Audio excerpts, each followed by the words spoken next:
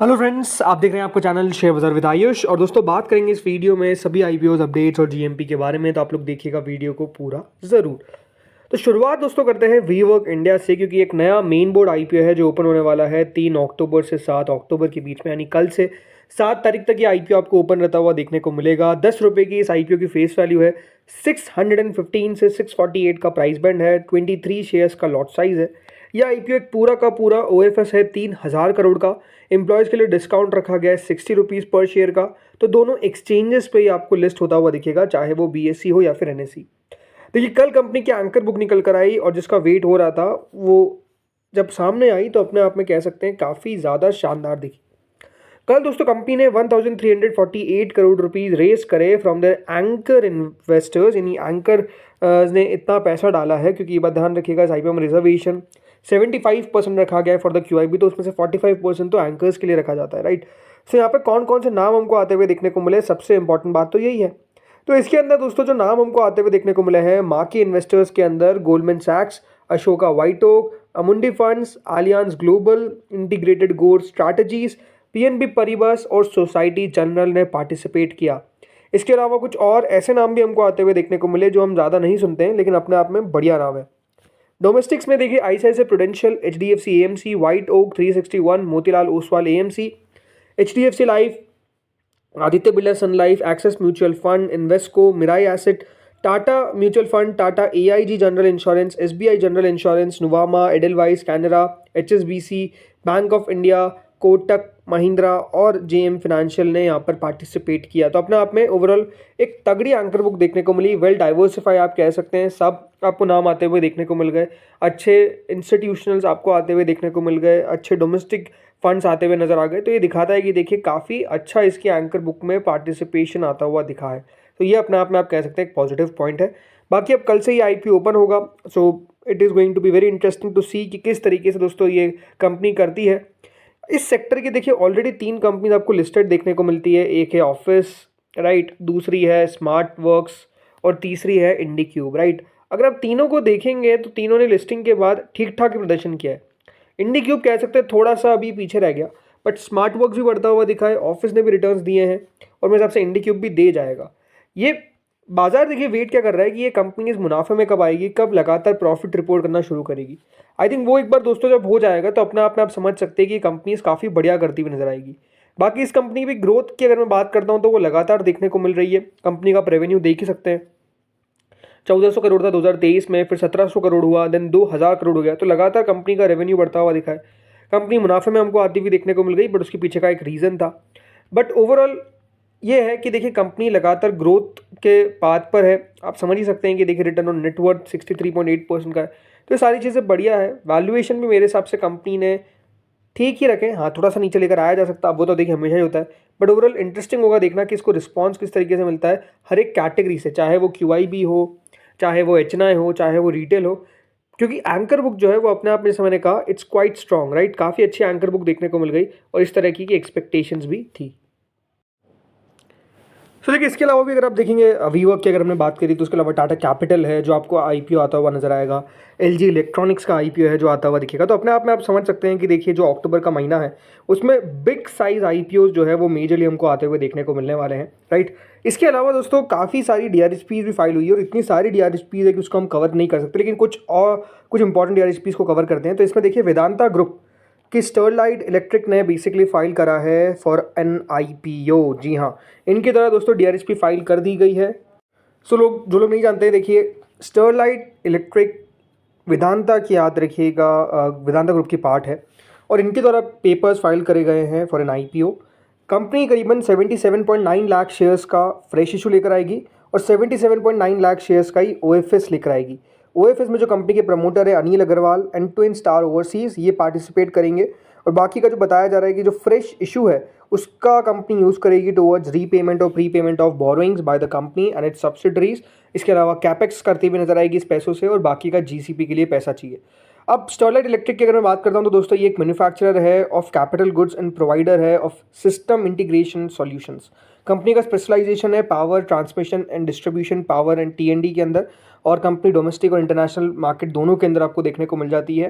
जो उनका product portfolio है काफ़ी wide range of overhead products है, इसके अलावा ओवरहेड कंडक्टर्स है, पावर केबल्स है, ऑप्टिकल ग्राउंड वायर्स है, राइट। तो ये सारी चीज़ें जो है वो कंपनी दोस्तों प्रोवाइड करती है। अभी तक दोस्तों ये बात ध्यान रखिएगा कि जो पेपर्स है वो फाइल कर दिए गए, तो अब आगे चल के सेबी के द्वारा कब अप्रूवल मिलता है वो देखने वाली बात रहेगी। लेकिन अगर आपका सवाल है कि वेदांता ग्रुप अगर अपना ये आईपीओ लेकर आ रही है तो क्या इसमें शेयर होल्डर कोटा है, तो द आंसर इज़ नो। कोई भी शेयर होल्डर कोटा कंपनी ने नहीं रखा है। कंपनी चाहती तो रख सकती, बट कंपनी के द्वारा नहीं रखा गया है। तो इस आईपीओ में ये बात ध्यान रखिएगा, शेयर होल्डर कैटेगरी नहीं रहेगी। अब आते हैं एक और कंपनी पे जिसका नाम है दोस्तों इंफ्रा.मार्केट। जी हाँ, इनके द्वारा फाइल किया गया है कॉन्फिडेंशियल डीआरएचपी विद सीबी। अब आपको बताइए, देखिए दो तरीके से कंपनीज अपने आईपीओ पेपर्स फाइल कर सकती है, एक तो नॉर्मल डीआरएचपी और एक होती है कॉन्फिडेंशियल डीआरएचपी, राइट। तो इस तरीके से यहाँ पर कंपनी ने अपने पेपर्स फाइल करे हैं। सो यहाँ पर जो कॉन्फिडेंशियल डीआरएचपी है उसके हिसाब से भी एक अनुमान लगाया जा रहा है कि लगभग 5,000 करोड़ के आसपास का ये जो आईपीओ है ये हमको आता हुआ देखने को मिल सकता है।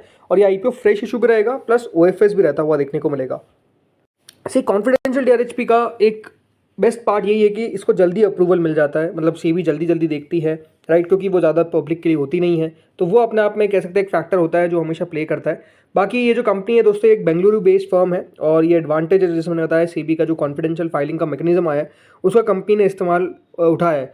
इंफ्रा.मार्केट की अगर मैं बात करता हूँ तो देखिए कंपनी ने अभी $83 मिलियन के आसपास रेज किया था इन सीरीज डी राउंड, जिसको लीड किया था बाय सिल्वर लाइन होम्स, और पार्टिसिपेशन आता हुआ नजर आया था Tiger Global, SL, Nexus Ventures, NK Squad और इवॉल्वेंस इंडिया की तरफ से। तो यहाँ पर इनके द्वारा भी पैसा आया था। इसके अलावा कंपनी ने $150 मिलियन डेट में भी लिए थे इन जून। तो अपने आप में देखिए कंपनी लगातार फंडिंग ये सब चीज़ें कर रही है। अब देखते हैं यहाँ पर कंपनी कितना बढ़िया कर पाती है। अगर कंपनी के रेवेन्यू की बात करता हूँ तो करीबन 14,530 करोड़ के आसपास का रेवेन्यू देखने को मिला है with a profit of 378 crore, right.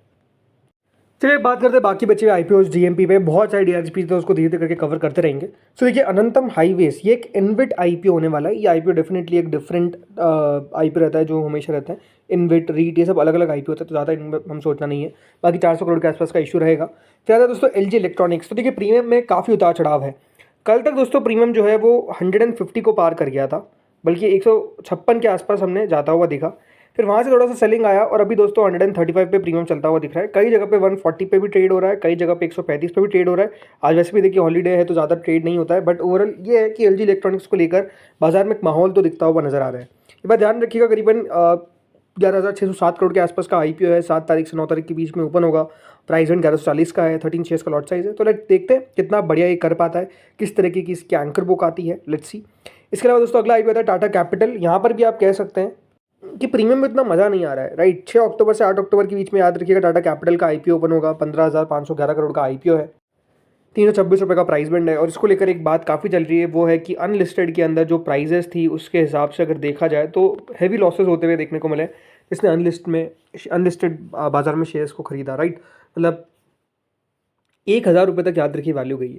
सो ये दिखाता क्या है कि देखिए अनलिस्टेड में जो प्राइसिंग है वो कितनी भी ऊपर जा सकती है, उसका कोई आप ये नहीं कह सकते कि हाँ इस प्राइस को हम सही मान लेते हैं या फिर इस प्राइस को हम गलत मान लेते हैं। ये अपने आप में कहना बहुत मुश्किल हो जाता है। तो ये हमेशा एक बात ध्यान रखिए कि हमेशा अनलिस्टेड में अगर आप शेयर खरीद रहे हैं तो आपको कंपनी के बारे में बारीक से बारीक बात पता होनी चाहिए।